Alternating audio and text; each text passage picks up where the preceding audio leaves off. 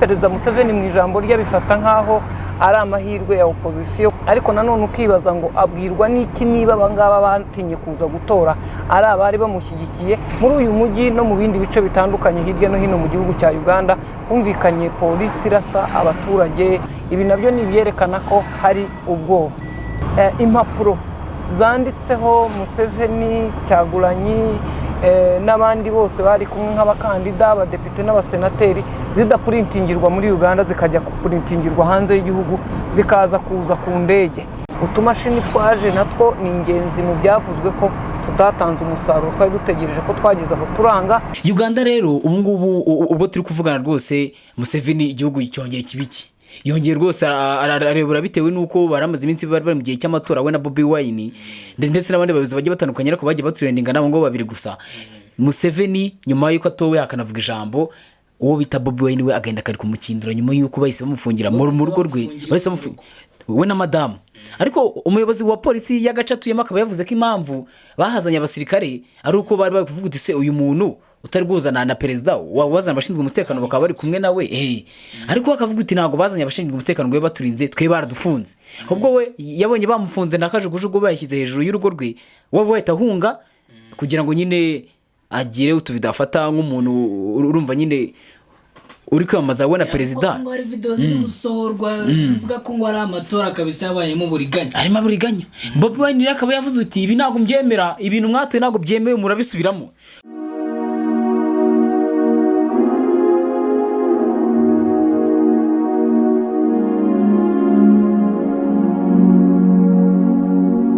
Ibihe byiza nanone banyarwandakazi mwe mukomeza kutwereka umutima w'urukundo, mukomeza kubana natwe mu makuru tugenda tubagezaho ya showbiz ndetse n'amakuru agiye atandukanye.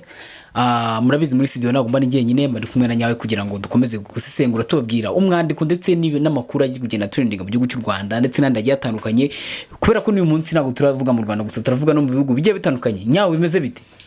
Fresh Cedro ya Mr Byishimo kabisa. Akono gikongera kugira ngo abanyarwanda bakomeze bamenye ndetse banamenye ibikorwa dukora uko bigiye bitandukanye. Gusa bazakumenyana bazamenya kabisa. Ufite icyizere? Icyizere cyari kuko ubu ngubu namaze kumenya ni benshi, niyo mpamvu mbere kigano nsigaye mbanza gufata umwanya wo gushimira abantu. Nshimira umuntu bita Ineza ukomeza gusupporting ibikorwa byanjye bigeza kure, ashaka ko n'abandi bantu babimenya, aho bita Capson n'abandi benshi cyane ntabwo nabarondora. Nyawe rero nabyutse mu gitondo nari maze iminsi niturije nirengagiza inkuru z'ababikira Mariya baje harya bura ni Kibehora Musanze bagakomeza bavuga ibintu bigiye bitandukanye ngo Bikira Mariya ngo yaje. Padiri se bwo agiye muri Bragata yikoza kuri email ubu ntago bajyangakishwe nijoro. Bavuze uti rwose abantu bakajya bajya ku biti ngo bagakora ngo Yesu agahita yamukira mu kindi giti agahita bakwepa kugira batanyisha bamugira. Reka rero bizagere kuri Padiri Yesu ajya muri office itandikira igihugu cy'u Rwanda avuga uti ibyo bintu baratubeshyira ntabwo byigeze biba. Abaturage rero bakaturika imwe mufite impungenge ngo Mariya ntabwo yigeze aza kwa ko Padiri yabihakanye. Rero ukiri kuvuga ko muko Mariya yaje sinzi cyazo ufite.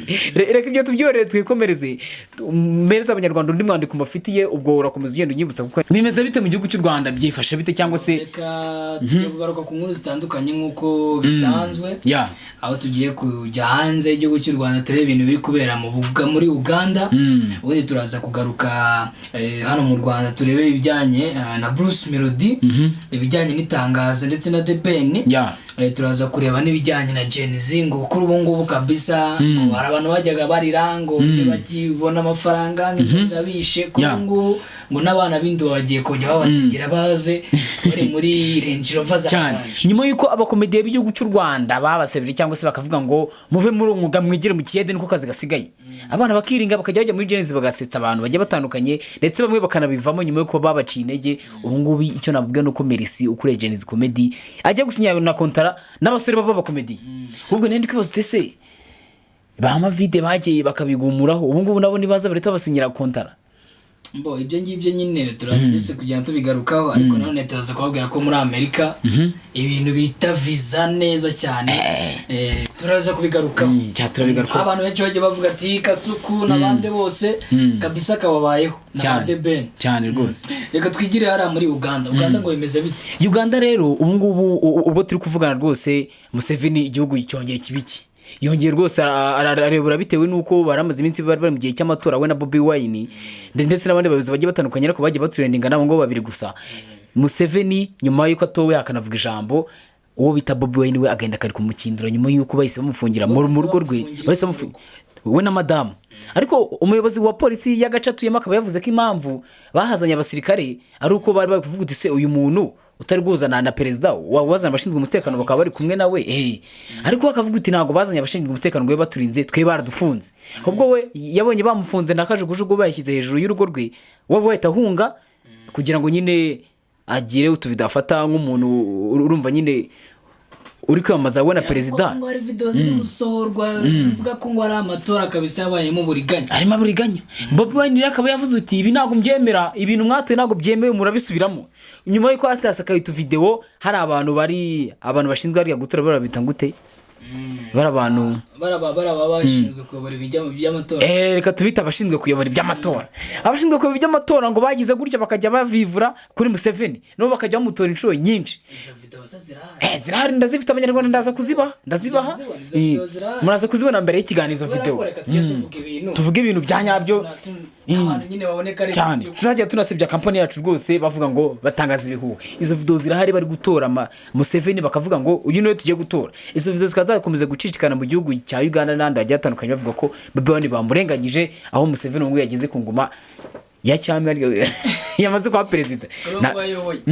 Bobi Wine rero bikaba bikiri kumurya aho uyu mugabo akunzwe n'urubyiruko rwinshi mu cya gihugu cya Uganda rwose akaba afite agenda kenshi nyuma y'uko Museveni yongeye gutorwa. Reka dusase inzobe buriya koko wowe wari uri inyuma ya Bobi Wine cyangwa wari uri inyuma ya Museveni? Bobi Wine se kuruhande rwawe Museveni ni umugabo wirinze afata igihugu. Aba bana bari ko narengera reka tubabwije ngibi abanyarwanda ariko umuntu abasi byinshi ariko avuga ibyo isi ikeneye kumenya nibyo ro Bobi Wine akaba ari mu gahinda nyuma y'uko rwose igihugu bakimutoranye abamabi nyawe ndagira ngo mbwire breaking ibintu bya politiki urabizi n'ibyawe nshobora kubyivangamo cyane ugasanga ntago bigenze neza. Reka twikomereze. Umukobwa akomeje kuvugisha cyane abantu ku mbuga nkoranyambaga ariko urongejwe kugira ngo abadukurikiye bakomeze kumva breaking. avuga ko urubyiruko rw'u Rwanda rushonje. Uyu mukobwa rero akomeje kuntera agahinda. Urubyiruko rw'u Rwanda, we are damn broke. Look at me, I look good, right? Ndasa neza, I look presentable. Ndamutse ngiye mu mujyi w'abana b'umujyi watangira ngo sister ngo wanteje imbere, you know, but guess what? On my mom mfite ho truas ijana magana 200 ibiceri 300. Do you know the type of phone I'm using? But I'm hella broke. This is a thing government if create addressing more because we are broke but they don't see it. We are guys turakennye nimuka tubone dusa neza, we are broke. Nyuma yuko nirinze twishima rero ubwo nyine ni minisitiri w'urubyiruko ahita bivuga avuga ati kabisa u Rwanda urubyiruko ntabwo rushonje nta nubwo rukennye. Ibintu byabaye induru ku mbuga nkoranyambaga byakomeye. Nyuma y'uko umukobwa sinzi amazina ye sinzi yaturutse yaje ku mbuga nkoranyambaga ariyandagaza avuga ko urubyiruko rw'igihugu cy'u Rwanda rukennye. Ubundi surakize banzira bimucongo ufite ikize mfite favori bwira ibintu bitanu wagezeho. Nagize kuri ibintu byinshi, nagize kuri convention wenda uko yabivuze sinzi wenda maza kutubwira muri convention mu buryo bw'amafaranga. Aravuga ngo urubyiruko mushaka kutubona mu muhanda bukabona basa neza ariko mu ikofi nta kintu kiriho. Yanatanze urugero avuga ko kuri konti hari ibiceri 300.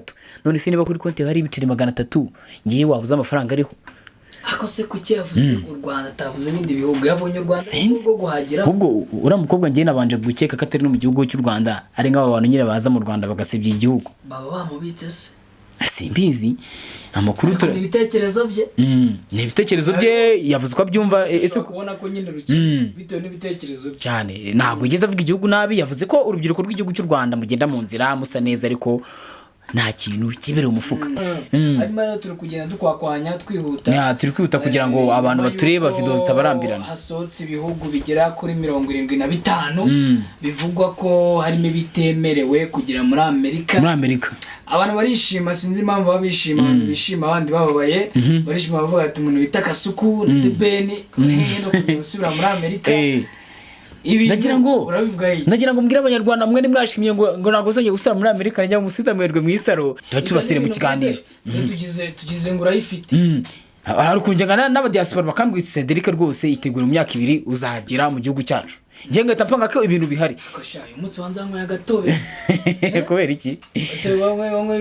Umutobe w'inuze. Ubitoke se cyangwa n'amashaza. Umutobe w'umuhama. N'umuhama. Urabizi ko ngiye muri andi soba ibintu rwose bivangiye no mu kazi bitajya bijyana. Urabizi ko gutwara wanyoye bitemewe, niyo mpamvu rero wewe mukobwa uriya mukobwa rwose agira umutobe mwiza, reka namwamarize nubwo atishyuye umutobe w'umuhama twaguze akarindwi kaje kavamo ikigega. Nari rwose bimenye kose abantu bifuza umutobe mwiza, nimero ze tuzaza kuzishyiraho. Reka nikomereze nendi kuvuga rero abantu mwari mwakitse ko abantu bose batemerewe kujya kuba muri Leta Zunze Ubumwe za Amerika. Ndagira ngo bose mikoro mu mutwe kuko abantu batabyemerewe n'abantu bifuza kuba babisaba akakanya, n'abanyeshuri biga, abantu bashaka gutembera. Abo bantu rwose nibo Trump ashaka.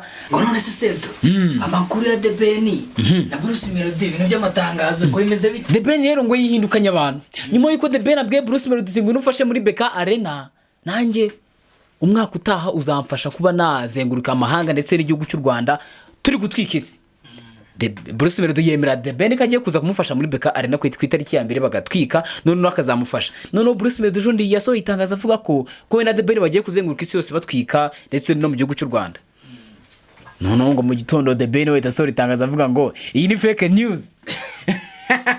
Ngaba ndiko se 1:55 AM nka management twemera mu gihugu cy'u Rwanda ikomeye basigaye basohora ibinyoma. Hari abanyamakuru twe tumenyere basa bakavuga ibintu bitemewe, ariko twatunguye gusanga ko Bruce Melody asigaye asohora ibintu bitemewe.